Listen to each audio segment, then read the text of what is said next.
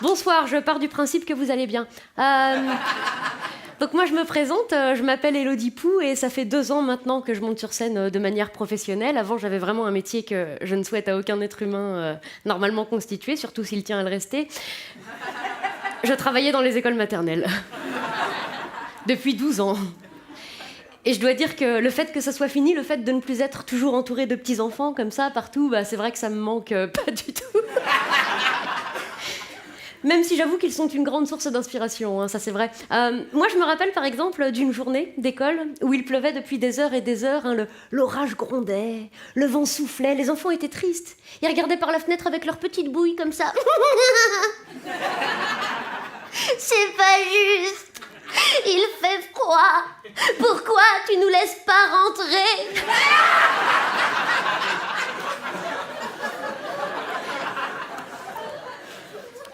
Je crois qu'il disait ça parce qu'on n'entendait pas bien avec la foudre. Et donc c'est ce jour-là que j'ai démissionné. Enfin, je suis partie. Enfin, on m'a demandé de bien vouloir jamais revenir. Mais moi, j'ai dit ok, tant pis, c'est pas grave. Comme dirait Kennedy, il faut pas se laisser abattre.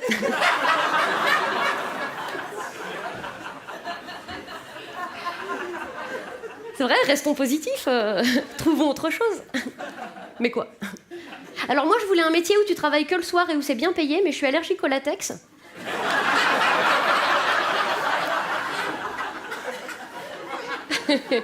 C'est ballot. Alors j'ai choisi l'humour. L'humour pour raconter comment j'ai survécu, parce que c'est vrai, comment survivre. Comment survivre à 12 années d'école maternelle. Comment survivre à 8 heures par jour dans une classe de 17 mètres carrés avec 42 enfants de 3 ans qui peuvent pleurer pendant une demi-heure parce que leur prénom a été écrit en bleu.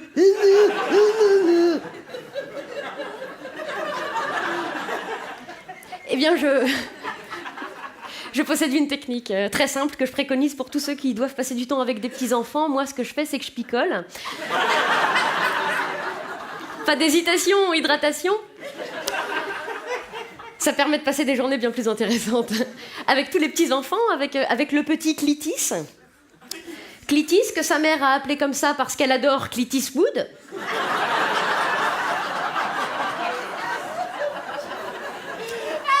Ah bah, y a des parents, tu colles ta tête à la leur, t'entends l'océan, puis c'est tout, hein. Ça sent le textile à l'effigie de Johnny, hein. Avec cette petite fille de 4 ans également, qui, comme toutes les petites filles de 4 ans, disait toujours « Je suis une princesse. J'aime les licornes et les paillettes. Et quand je serai grande, je me marierai avec un prince. Libéré, délivré. » Alors moi je lui disais mais non, mais t'es pas une princesse, Kimberley. Une princesse à 4 ans, elle pèse pas 67 kilos. Ah bah j'ai regardé tous les Walt Disney, j'ai jamais vu un truc pareil, hein.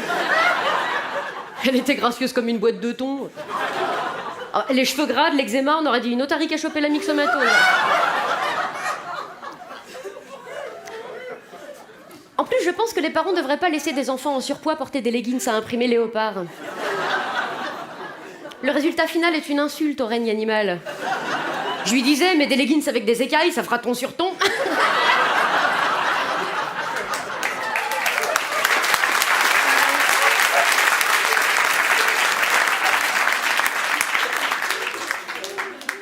T'es pas une princesse, Kimberley. Quand tu seras grande, tu te marieras avec un guignol en jogging qui fait du tuning sur sa R12. Et tu seras caissière chez Lidl. C'est la vie, Kimberley.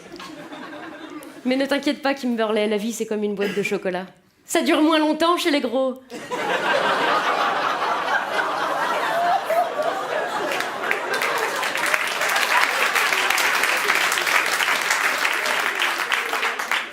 Et puis, ma chérie, pour te finir... Si un jour tu veux être princesse, commence par l'épilation des sourcils, parce que là, c'est pas possible. Ah, elle avait des sourcils énormes. Énormes, un paillasson de chaque côté. Bienvenue, bienvenue. Mais je lui disais, hein, Kimberley, t'as pas froid aux yeux, toi, hein.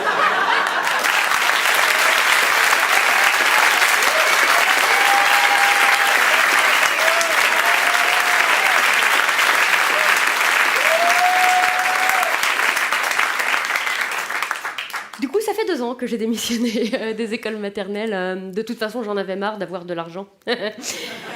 T'as envie d'un truc, tu te l'achètes. Oh, un peu d'imagination.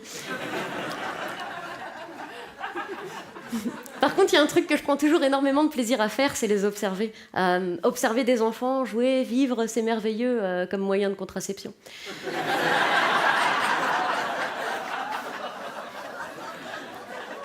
Du coup, ce que je fais, je vais dans des parcs ou à la plage ou dans des endroits où il y a plein de familles, plein d'enfants, et je les observe. Je me mets de préférence à côté d'une mère de famille nombreuse.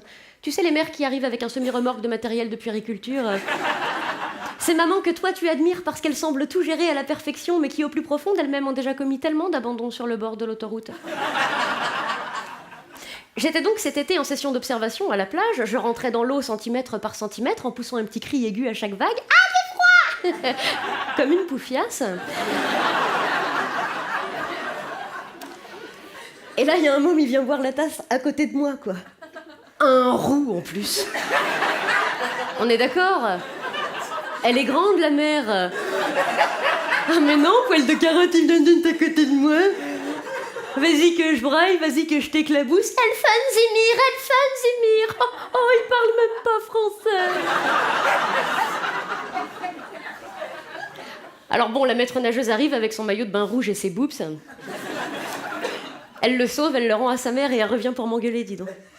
Non mais mademoiselle, comment ça se fait tellement trop pas? Franchement, vous étiez juste à côté, vous l'avez même pas aidé. Hein. J'ai filmé, j'ai tweeté, les gens ils ont dit non, elle l'a même pas aidé. Hein. Hashtag hypocrisie. Écoute-moi bien, Barbie chevelure équestre. Je suis en vacances, ok? Il a pas des parents pour le surveiller, Mozilla Firefox.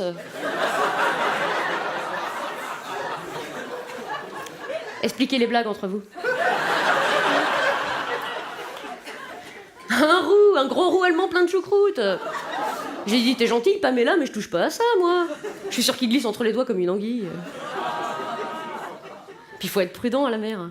Moi, je vois cet été, on était à peine mi-juillet, il y a déjà un surfeur qui s'était fait manger, à Osgore, par un requin. Il s'était fait manger une main. Je m'en rappelle parce que je me suis dit, il faut vraiment être un gros gland pour se faire manger par un requin. Comment tu peux te laisser attaquer par un requin? Faut être con, il y a une musique avant pour te prévenir.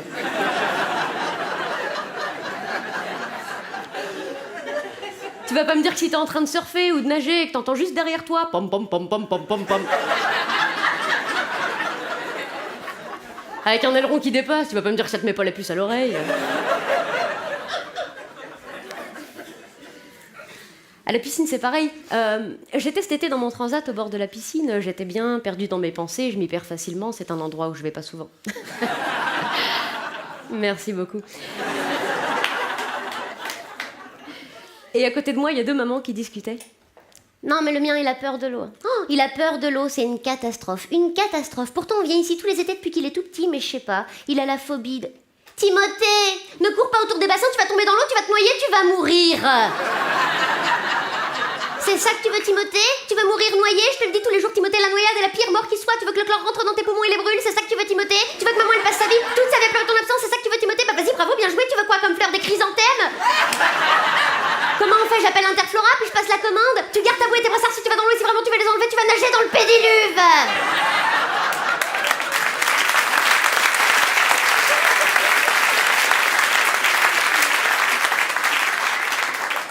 Comment? Ouais, il a peur de l'eau.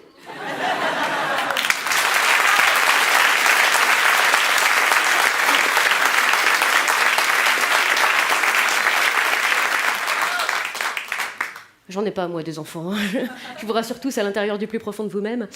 Je peux pas en avoir. Merci de votre sollicitude. Non, physiquement, tout va bien, je peux en avoir, c'est juste que j'aime dormir le dimanche matin.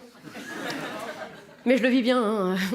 Et oui, parce que moi, comme toutes les femmes trentenaires célibataires sans enfants qui vivent toutes seules, je sais pas pourquoi je te regarde quand je dis ça, moi, du coup, j'ai adopté un petit chat. Enfin, j'avais un chat. Et je sais même pas pourquoi, parce que je trouve que c'est des gros cons, en plus. C'est vrai. Il y a des gens qui mettent toute leur thune dans un chat. Moi, jamais vous me verrez mettre des centaines d'euros dans un chat. De toute façon, j'ai essayé, ça rentre pas.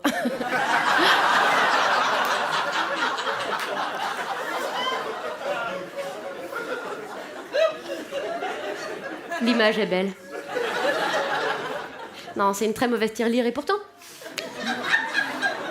Et pourtant, j'ai eu un chat, voilà, j'étais tombée dans le piège, je m'étais dit, je vais prendre un jeune chaton tout mignon, je vais bien l'éduquer, comme ça il me tiendra compagnie.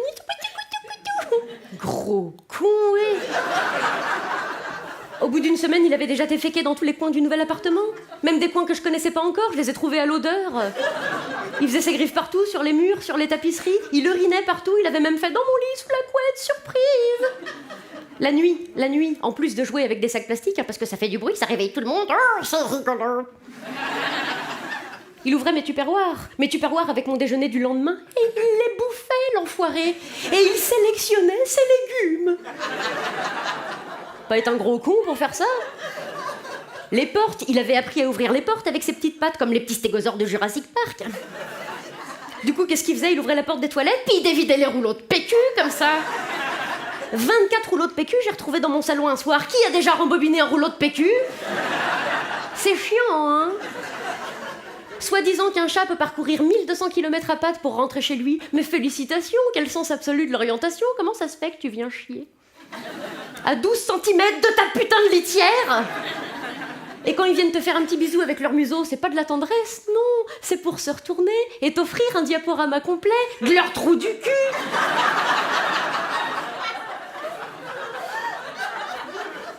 Et toute la journée... On m'a dit, essaye les boules qui yes, bah je lui en ai mis des boules qui yes. Ça sert à rien. Mais le pire, je crois, c'est ce fameux matin. Dimanche matin, 6h du matin. Sinon, c'est pas drôle. Où monsieur le chat est allé chasser un corbeau dans le jardin. T'as vu la taille d'un corbeau? Le voilà-t-il aussi abruti que le chat, hein? Non, parce que c'est vrai qu'il aurait peut-être pu s'envoler. C'est quand même un oiseau. Penses-tu trop facile, il est venu se réfugier chez moi, dans le salon. Je dormais, moi, t'imagines, t'es réveillé un dimanche matin à 6h par un chat qui chasse le corbeau dans ton salon?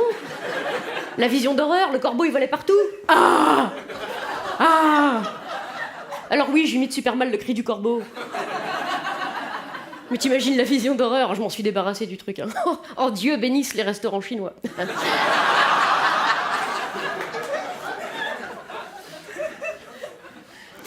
Du coup, maintenant qu'il est plus là, pour me rappeler de lui, chaque année, j'ai un rituel satanique.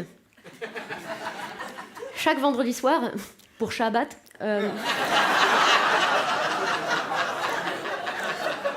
on fait ce qu'on peut. Je sors dans la rue vers 3 ou 4 heures du matin et j'attends d'en voir passer des petits chats. En général, j'attends pas trop longtemps, d'abord parce qu'il y en a plein des chats dans ma rue et ensuite parce que je porte des vestes en saucisse de Strasbourg. J'aime Lady Gaga. Je me mets bras ouverts au milieu de la rue et ils viennent à moi. Ils commencent à me respirer puis à manger des petits morceaux de saucisse de Strasbourg. Alors j'en prends un au hasard et je le caresse. Je le caresse entre les oreilles, sur les côtés. Et puis dès qu'il commence à ronronner, paf, je lui brise les cervicales. Ensuite, alors qu'il est encore chaud et malléable, je le dispose contre la roue de la voiture de mes voisins pour qu'ils croient qu'ils l'ont écrasé la veille.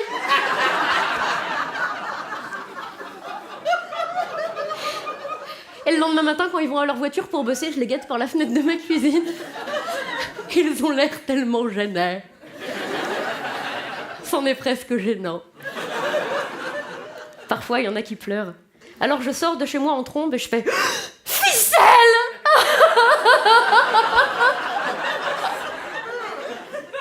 Vous avez tué Ficelle. C'est la seule chose qui me retenait à la vie. Faut bien s'amuser. C'était Elodie Pou, merci.